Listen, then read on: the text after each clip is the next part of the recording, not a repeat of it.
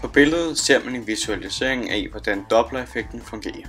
På den øverste ser man, hvordan lyden er centreret og stationær i forhold til A og B, og derfor hører de lyden med samme frekvens. På den nederste ser man, hvordan lydkilden bevæger sig mod B, og han hører derfor lyden med højere frekvens end den, som lydkilden udsender.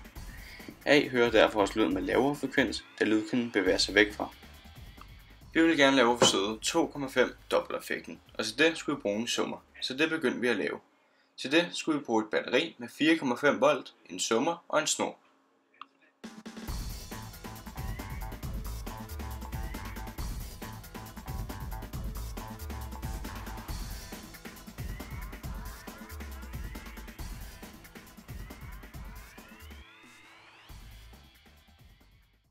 For at kunne forbinde ledningen med batteriet, skulle vi isolere noget af den. Det gjorde vi ved at brænde det af.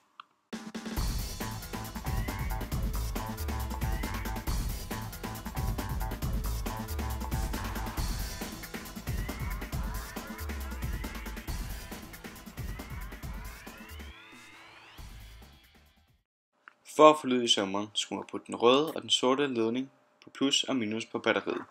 Det vil så lyde nogenlunde sådan her.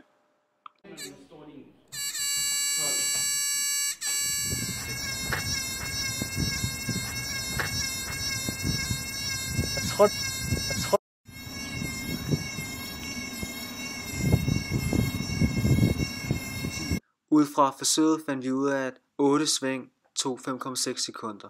Vi vil finde ud af, hvor stor den procentvise forskel var i den hørte frekvens, så vi lavede nogle udregninger. En omdrejning svarer til 5,6 divideret med 8, som er lige med 0,7 sekunder. Omkredsen er lige med 2 gange pi, som er 6,28 meter.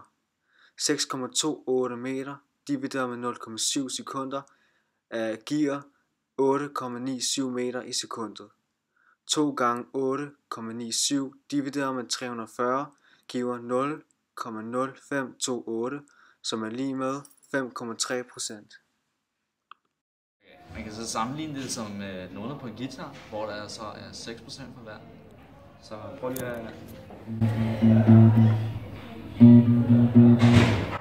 Sådan. Vi vil gerne måle lydens hastighed, så vi tog et elektronisk stopper og 2 mikrofoner og tilsluttede dem.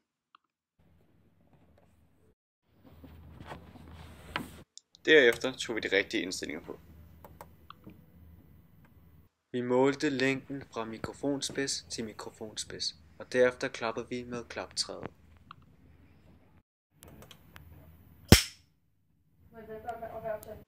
Vi regner så et regnestykke ud, som var 1 meter divideret med 0,00294. Det gav 340 meter i sekundet, som er lydens hastighed, og vi bekræftede derfor, at lydens hastighed er 340 meter i sekundet.